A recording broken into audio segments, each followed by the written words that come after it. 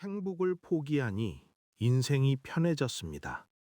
왜 당신은 모든 것을 가졌는데도 불행합니까?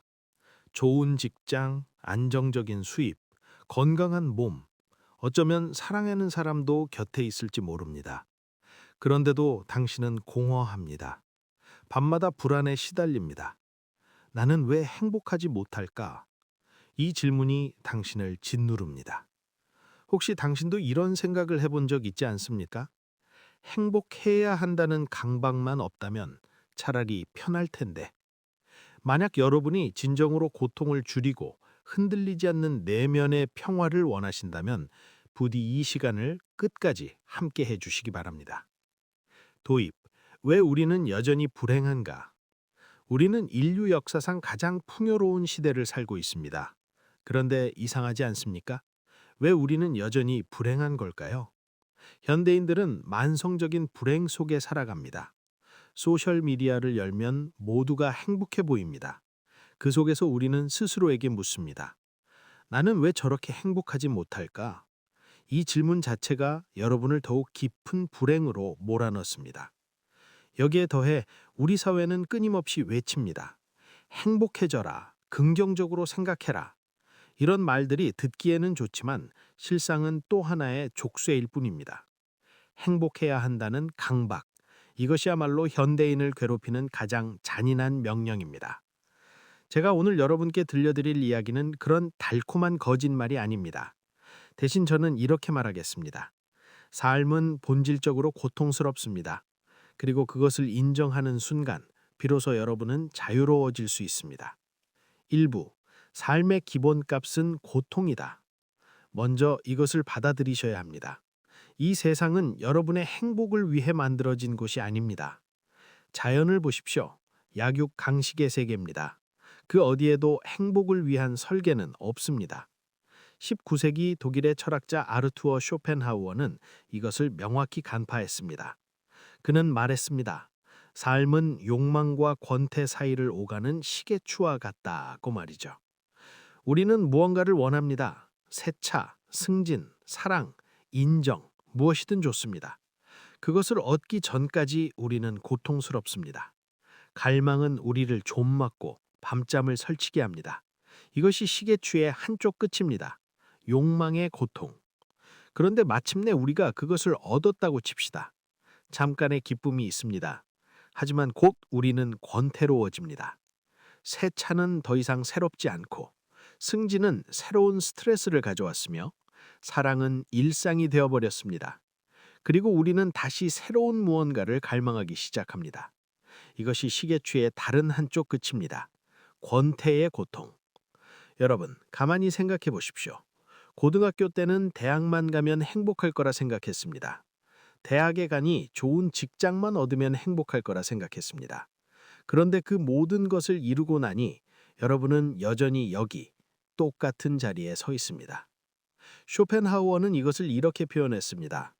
행복은 소극적이고 고통은 적극적이다.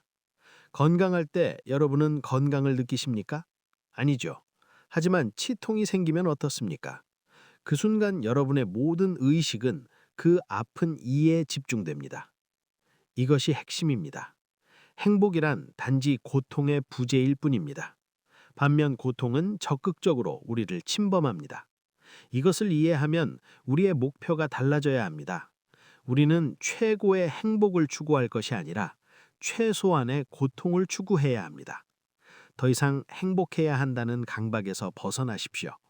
고통이 삶의 기본값임을 받아들이고 그 속에서 견딜 만한 순간들을 찾아가는 것. 이것이 우리가 할 수 있는 최선입니다. 2부. 흔들리지 않는 요새, 고독의 힘. 사람들은 고독을 두려워합니다. 혼자 있는 것을 견디지 못합니다. 왜일까요? 이유는 간단합니다. 그들의 내면이 공허하기 때문입니다. 혼자 있을 때 마주해야 하는 자기 자신이 너무나 빈약하고 지루하기 때문입니다. 쇼펜하우어는 인간의 자산을 세 가지로 분류했습니다. 첫째, 인격, 즉 내면의 자산입니다. 지혜, 정신력, 재능. 둘째, 소유, 즉 물질적 재산입니다. 셋째, 평판, 즉 타인의 시선입니다. 이 세 가지 중 무엇이 가장 중요할까요? 쇼펜하우어는 단호하게 말합니다. 가장 중요한 것은 첫 번째, 바로 인격, 내면의 자산이라고 말이죠. 왜일까요? 내면이 공허한 부자는 곧 권태로워집니다. 아무리 좋은 음식, 아무리 좋은 집도 그의 공허함을 채울 수 없습니다. 명예 역시 일시적입니다. 타인의 평가는 여러분의 통제 밖에 있습니다. 반면 내면의 자산은 다릅니다. 여러분의 정신, 여러분의 사고 능력, 이것들은 여러분과 항상 함께합니다. 아무도 빼앗아 갈 수 없습니다. 경제가 무너져도, 사회적 지위가 사라져도 여러분의 내면은 여전히 여러분의 것입니다. 풍요로운 내면을 가진 사람에게 고독은 저주가 아니라 축복입니다. 그는 혼자서도 충만합니다. 책을 읽고, 생각하고, 상상하고, 창조합니다. 그에게는 침묵이 고통스럽지 않습니다. 오히려 침묵 속에서 그는 가장 자유롭고 평온합니다. 오늘부터 시작하십시오. 책을 읽으십시오. 깊이 있는 사색을 하십시오. 무언가를 배우십시오. 여러분의 정신을 단련하십시오. 처음에는 어려울 겁니다. 하지만 시간이 지나면서 여러분은 놀라운 변화를 경험하게 될 것입니다. 혼자 있는 시간이 더 이상 두렵지 않게 될 것입니다. 고독이 주는 가장 큰 선물은 자유입니다. 타인의 기대, 사회의 요구로부터의 자유. 혼자 있을 때 여러분은 진정한 자기 자신이 될 수 있습니다. 3부. 타인이라는 지옥. 쇼펜하우어는 인간관계를 설명하기 위해 유명한 우화를 하나 들려줍니다. 고슴도치의 우화입니다. 추운 겨울날 고슴도치들이 떨고 있습니다. 너무 추워서 견딜 수가 없습니다. 그래서 그들은 서로에게 다가가 체온을 나누려 합니다. 하지만 가까이 다가가면 어떻게 될까요? 서로의 가시에 찔려 아픕니다. 그래서 다시 멀어집니다. 하지만 멀어지면 또 춥습니다. 이것이 바로 인간관계의 본질입니다. 우리는 외롭습니다. 그래서 타인을 필요로 합니다. 하지만 가까워지면 상처를 주고받습니다. 결국 고슴도치들은 적절한 거리를 찾아냅니다. 너무 가깝지도 너무 멀지도 않은 거리. 이것이 바로 예의입니다. 예의란 우리가 서로를 해치지 않기 위해 유지하는 적절한 거리입니다. 현대사회는 진정성을 강조합니다. 있는 그대로의 모습을 보여라. 솔직해져라. 이런 말들을 조심하십시오. 무분별한 솔직함은 관계를 파괴합니다. 예의라는 가면, 격식이라는 방어막, 이것들은 위선이 아닙니다. 이것은 사회가 작동하기 위한 필수적인 윤활유입니다. 더 근본적인 진실을 말씀드리겠습니다.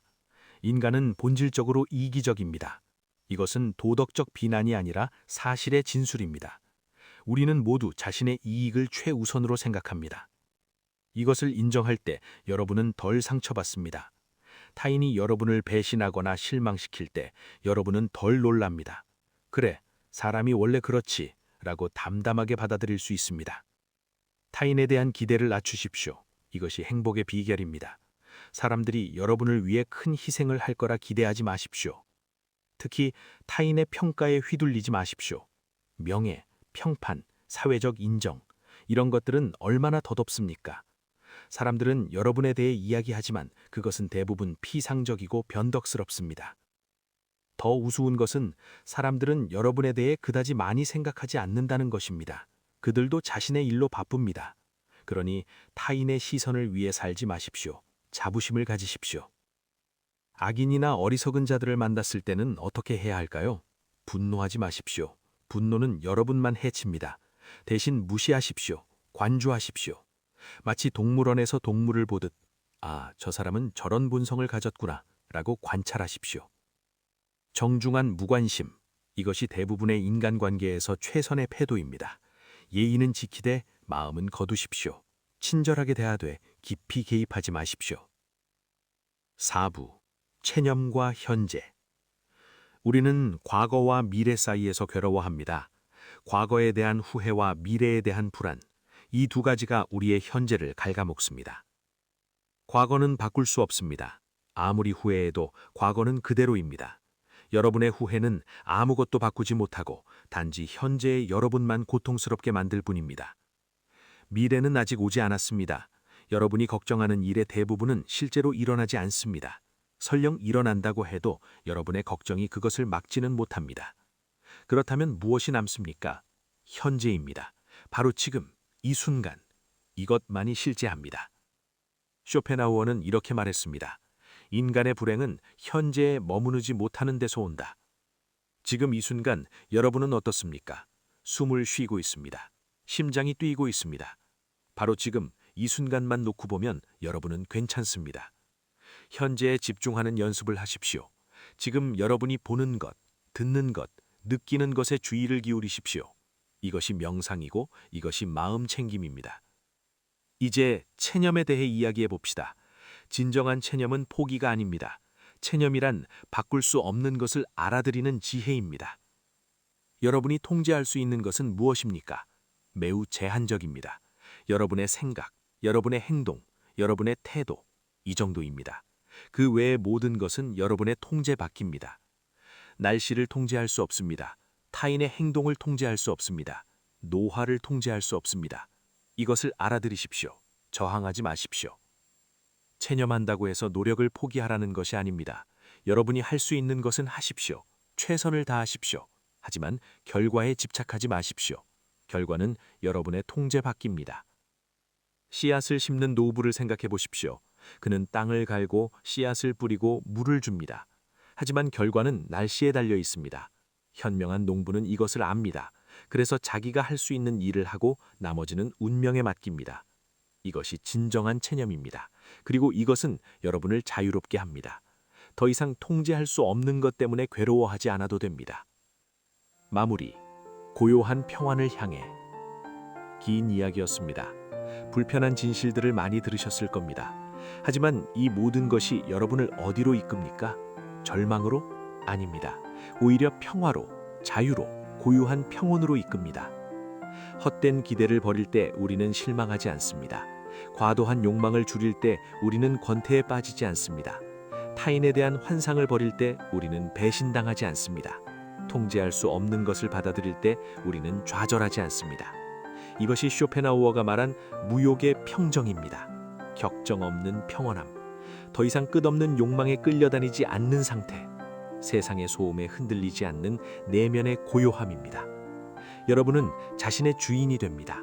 고독 속에서 자족하고 관계 속에서 상처받지 않고 현재 속에서 평화를 누립니다.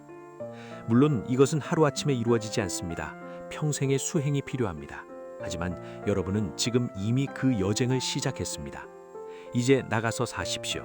하지만 다르게 사십시오. 행복을 쫓지 말고 고통을 줄이십시오.